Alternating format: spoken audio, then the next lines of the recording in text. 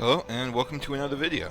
Today I'm going to be talking about the Endgame Skells that I have built for Xenoblade Chronicles X, what their uses are, and why they are good to have. And to be starting things off, we're going to be talking about the Diskbomb Skell. So the main reason why disc bombs are good is due to this battle trait here, the MSL Mag upgrade. This increases the number of shots for a weapon by 1 for each level. These scale weirdly with disc bombs, so that each one increases the number of hits per shot, per of your 3 shots in an auto attack, by 3. So, for example, if you have it glitchlessly, you can get this up to MSL Mag 10, which will increase you from 3 hits to 33 hits per shot. Or if you were able to get these whenever it was still possible to do the infinite upgrade glitch, you can get from 3 up to 63 hits per shot. So that just about doubles the damage output. That being said, even with only MSL Mag 10, disc bombs are still pretty strong, and are definitely worth considering making a Skell for. The standard on them is 2 weapon speeds, and then just a weapon attack for the last one, just to further boost their damage. As I mentioned, my Skell used glitches that were available on the 1.0.1 that was patched to 1.0.2, which is the patch as of the time of this video releasing, to get infinite upgrades on my Skell weapon. So for example, you can see here, upgrades is 32 out of 5. You obviously can't do that anymore. Even without that though, disc bombs still do a lot of damage, and if nothing else, they're great for GP generation on your Skells. One of the things you can do to really crank up the damage of the Skell even more though is replacing these weapon speeds with more weapon attacks. And for example, replacing the Slayer augments with draw opening attack, which gives you an additional 50% additive, but only on the first attack of a fight. In this case, it would be all 3 shots of the auto attack on the disc bomb. And this really cranks up the damage so that you can do some crazy things like this.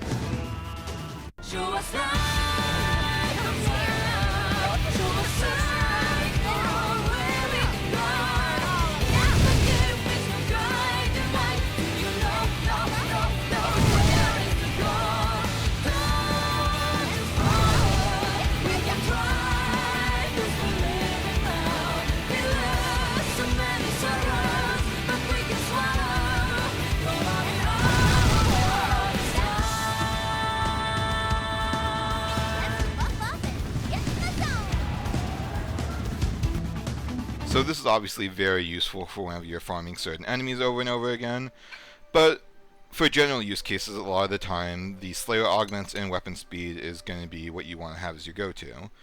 Right now I have Insectoid Slayer on just simply because I'm farming for weapons, and I have 15 Slayer augments in total, as well as 11 ranged attack augments. I could run 12 and just remove this negate thermal by just like having it on so I don't forget to put it on.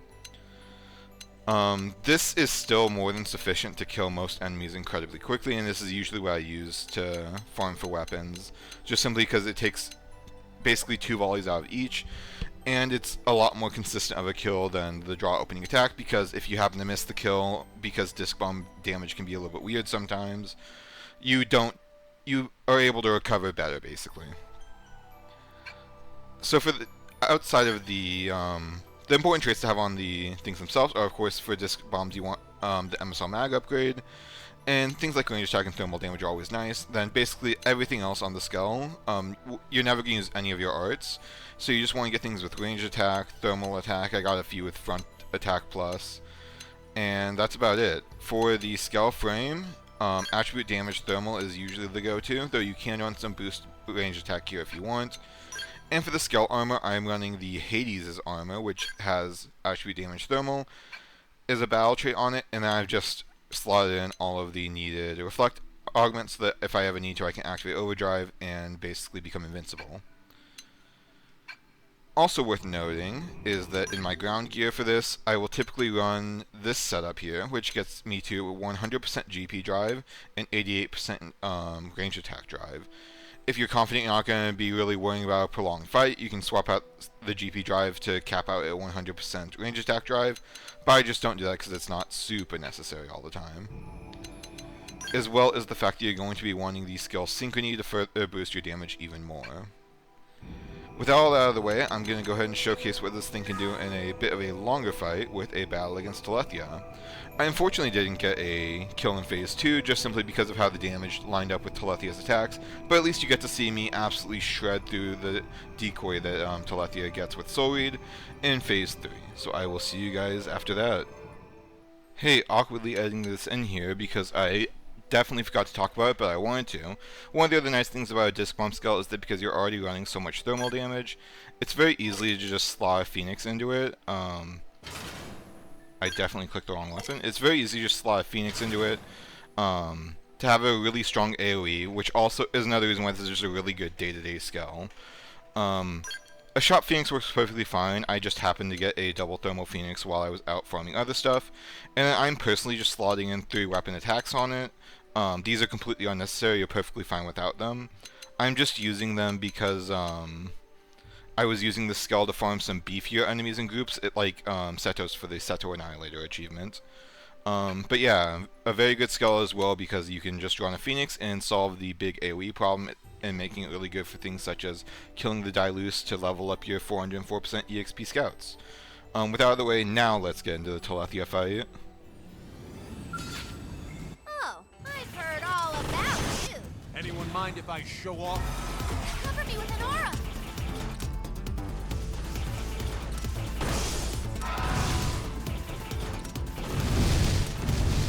Pop up at the same time. Stay calm. I'll see us through this.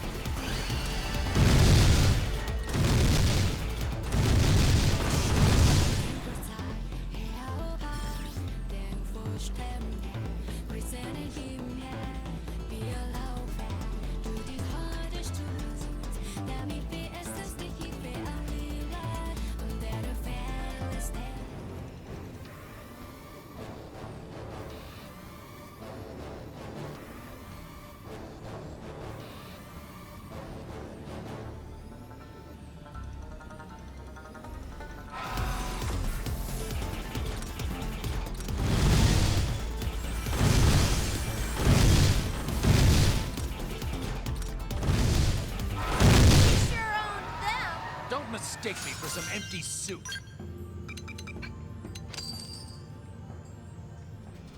The next Skell to showcase is the Partbreaker Skell.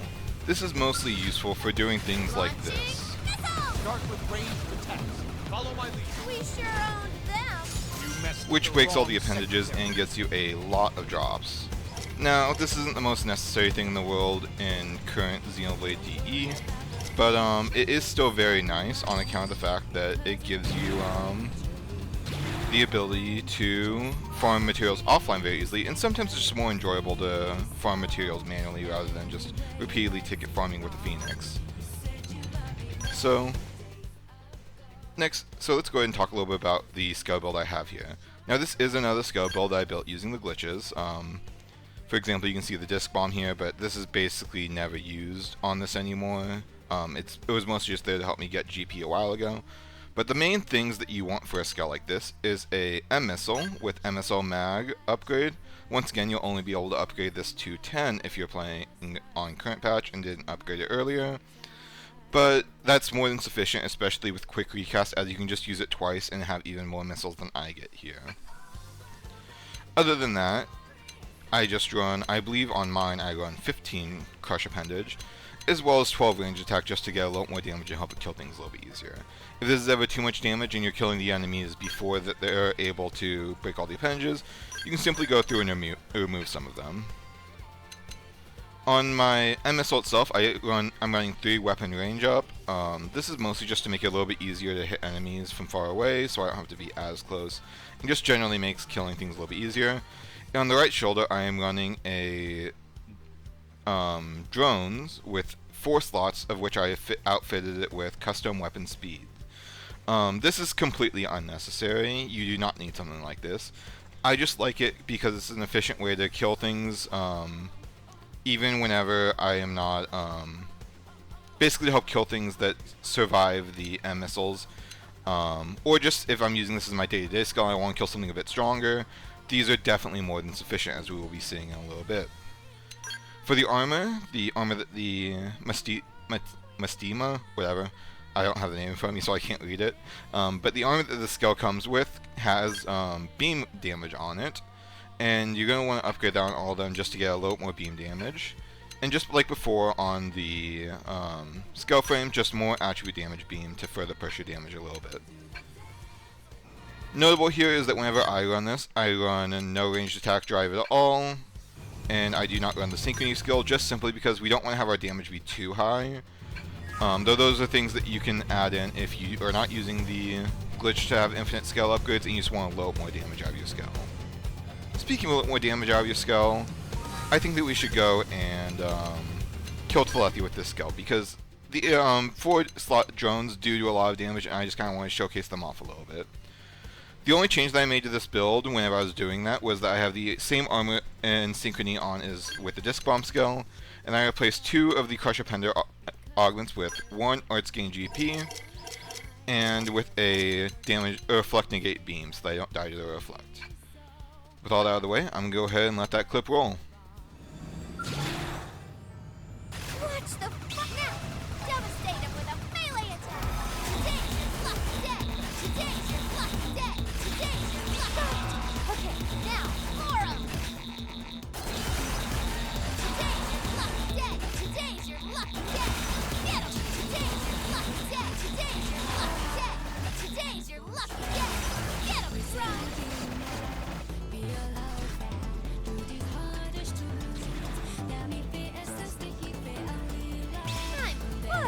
How about a little boost? Hell yeah.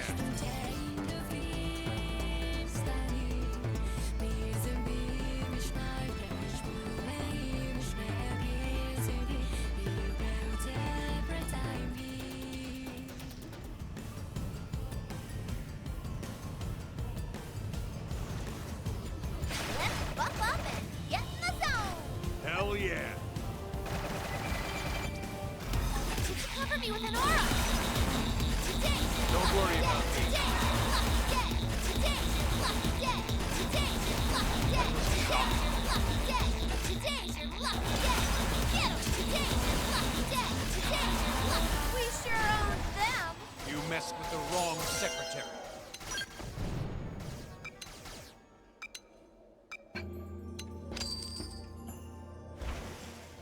The third Skell, and the last of the range Skells I'm going to be showing off, is an E-Rifle Skell. So the main purpose of this Skell is that basically you want to be able to efficiently kill the Vestigials inside of the Nocturne Sphere and Noctilum without aggroing Pharsis. The reason for this is that there are 6 of them in there, and this is a very fast and efficient way to farm for weapons, though it does require you to be a bit attentive. With one of the other benefits of this being that it works just as well offline because the enemies are not tyrants and thus don't have crowns, and even if all the tyrants that drop weapons drop crowns, this is still going to be a really fast and efficient way to farm for weapons. It does take a little bit of practice, and like I said, you have to be pretty attentive, so there are downsides to it as opposed to things like hunting Joker or the Salubras. That's not what they're called, but you know, the big snake enemies, the snake worms. But this is just a really efficient way to farm for weapons, basically. What you're going to be wanting primarily is, and by the way, I'm not the one who came up with this strategy. I first saw it from Hinomaru on Twitter. And I'm not sure if they were the first one to come up with it, someone else did. It's very possible this was also a thing in Wii U and I just didn't know about it. But basically, you're going to want an E-Rifle with the custom weapon speed battle trait. On top of this, you're going to be running 2 weapon speed XX augments, as well as a weapon range XX augment, just to make it a little bit easier to hit the enemies. This will essentially make it so that your weapon has effectively no cooldown whenever and you can quickly switch between the enemies to basically constantly fire and just kill through them very quickly. Outside of this, none of your other weapons really matter. Just run things that give you ranged attack up. Yeah, just ranged attack up and ether damage. This is what I'm running. And for the augments, I am running, once again, 15 of my Slayer augments. You're going to be wanting Piscinoid Slayers this time, as well as 12 ranged attack augments. For the Skell frame, I'm running 3 attribute damage ether, and nothing to really say about the armor. There's no ether up armor as far as I'm aware. Though you could switch this out for some just random drop ranged attack gear if you need to pump your damage just a little bit more.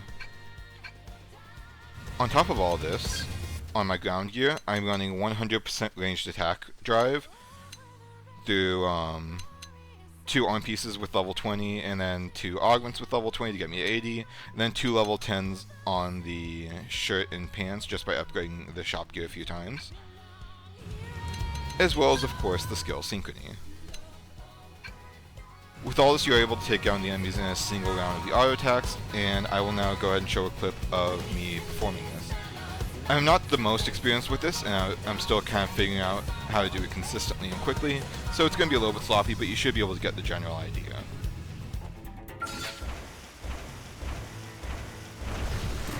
Let's buff up and get in the zone.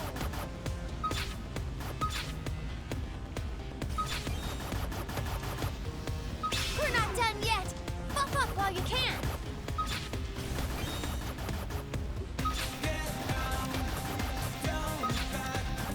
We sure owned them. I suppose I'm getting used to this. And finally, last but probably least, is the Piledriver Skell. This is mostly a skill that you'll be using whenever you want to one-shot some of the beefy enemies in the game, such as Telethia and Pharsis, or farming them for the Telethia Annihilator or Yggdrasil Annihilator achievements. This basically serves the same purpose as a Zenith Cannon Skell from the original game, but with the level 60 Excavator you have a pretty good Skell for physical damage, and the Piledriver being a very strong weapon, as well as having some other advantages that we'll talk about. So let's start off with why I prefer the Piledriver to something like the Zenith Cannon, and that is simply that a lot of its damage comes from the attack stat of your Skell.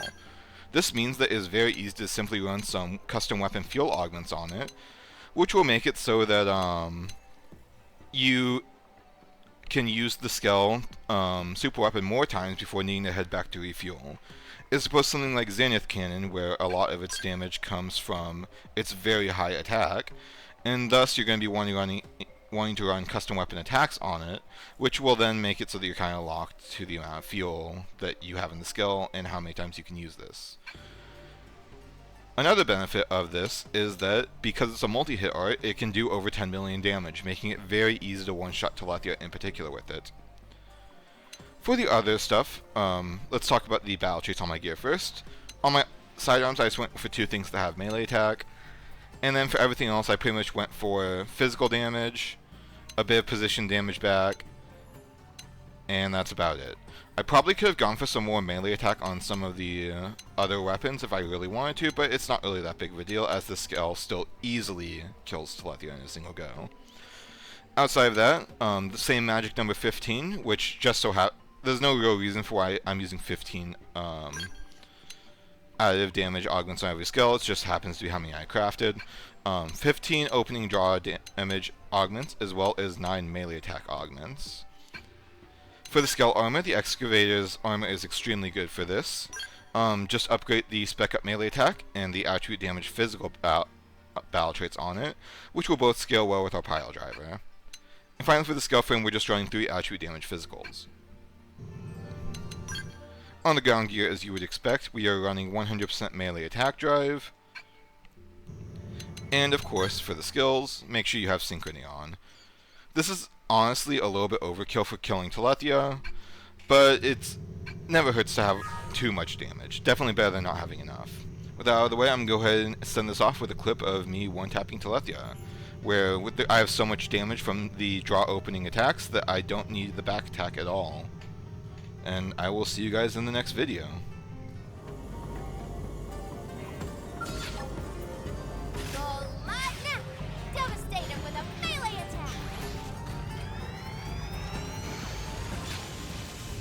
Whoa, that's all it took?